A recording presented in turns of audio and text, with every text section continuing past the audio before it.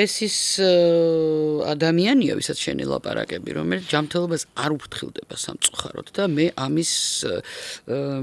ამას ვამბობ არანაირად ჩემს ასე ვთქვათ, არც გასამართლებლად, არც უბრალოდ ვამბობ, რომ ეს არის ერთ-ერთი ცუდი მხარე ჩემი ჩვეული ქცევის რა ყოველდღიურობის ქცევების ალბათ იმიტომ რომ არ ვუფრთხილდები ჩემ თავს ნამდვილად იმიტომ რომ აი უბრალოდ გამეტებულად ვიცი ხოლმე ჩემი თავის ბოლომდე დახარჯვა რომელიც არ შეიძლება თუნდაც ის რომ იმ ექიმებთან გვიან მივდივარ და როდესაც არის საკმაოდ გართულებული მდგომარეობა სხვა შორის არაერთხელ მქონია და თლებს გადავრჩი პანდემიამდე ძალიან პრობლემური ამბები მქონდა სანამ სეფსისამდე არ მივიყვანე თავი მანამდე არ მე გამიკეთდა ოპერაცია და ასე შემდეგ. მოკლედ ეს ყველაფერი ჩემი დაუდევრობის ბრალი იყო. იცი აი დღეს ხვალ.